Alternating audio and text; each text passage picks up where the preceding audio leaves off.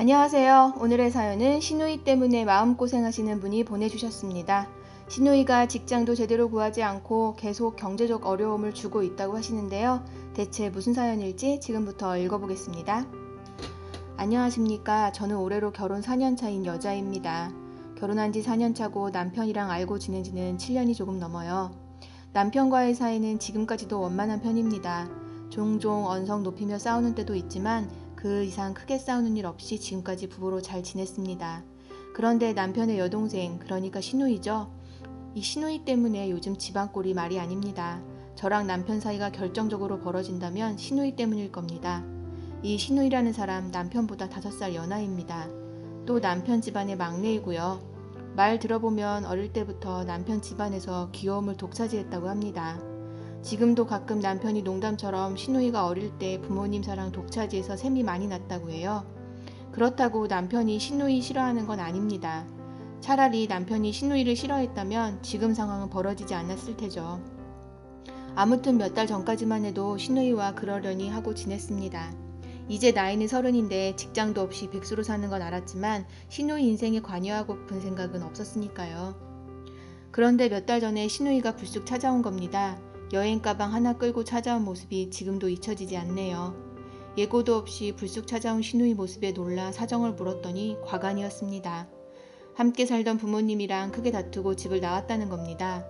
왜 다퉜는지는 말하지 않았지만 솔직히 뻔하다고 생각했습니다. 시누이가 나이 30에 제대로 된 직장 다녀본 적이 한 번도 없거든요. 그렇다고 연애를 하고 남자 만나는 것도 아니고요. 뷰티 유튜버를 준비하니 어쩌니 하는데 준비한다고 다 잘 되는 거 아니잖아요. 그 업계가 얼마나 경쟁률이 살벌한지도 저는 압니다. 나중에 말 들어보니 시누이는 계속 유튜버 도전한다 하고 시부모님은 당장 직장 구하라고 싸웠대요.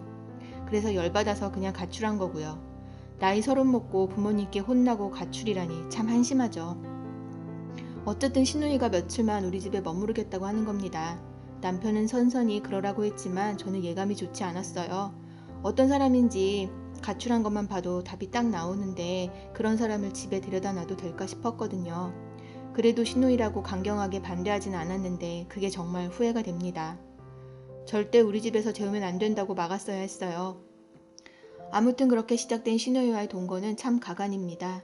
제가 시누이 입장이라면 돈도 안 받고 먹여주고 재워주면 미안해서라도 가사일 같은 건 스스로 다 돈 맡아서 할 것 같거든요. 집안일을 잘 못해도 열심히 노력할 겁니다.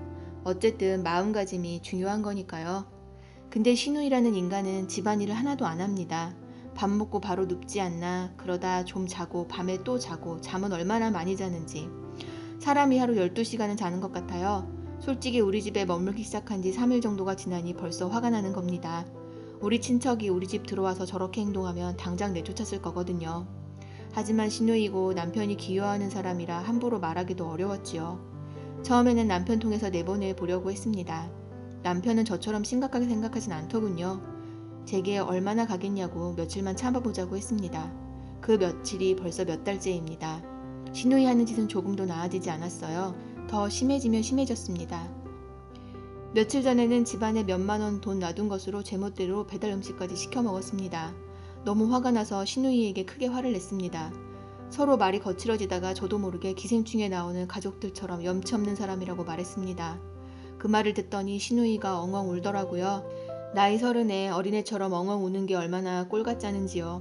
그대로 시누이는 집을 나가버렸고 솔직히 영영 나가버렸으면 차라리 나았을 겁니다. 그날 남편이 늦게 들어온다 싶더니 시누이랑 같이 들어오더군요. 술 취한 시누이 재우고 절 불러서 말합니다. 제가 힘든 건 알지만 시누이도 힘드니까 좀 참아보라고요.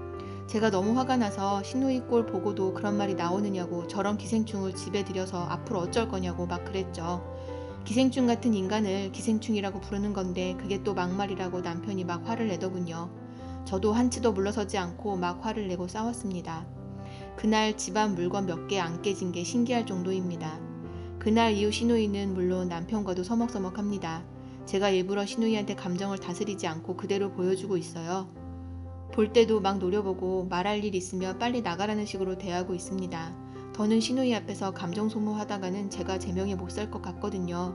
남편은 그런 제 모습이 아주 싫은 모양이더라고요. 어제는 어떻게 시누이한테 그렇게까지 가혹하게 대할 수 있냐고 합니다. 제가 딱 한마디 했습니다. 시누이 때문에 우리 결혼 생활까지 망치게 생겼다고 진짜 더러운 꼴 보지 않으려면 하루빨리 시누이를 내보내라고요.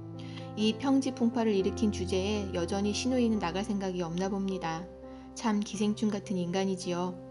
계속 남편이 시누이 편을 들어주면 남편과의 관계도 다시 생각해 봐야겠습니다. 네, 오늘의 사연은 여기까지였습니다. 시누이분이 갑자기 찾아오는 바람에 남편분과의 사이까지 멀어지셨다는데요. 어떻게든 시누이나 남편 양쪽 잘 조율하여서 좋게 해결됐으면 합니다. 그럼 저는 다음 사연으로 돌아올 테니 구독과 좋아요, 알람 설정 부탁드려요.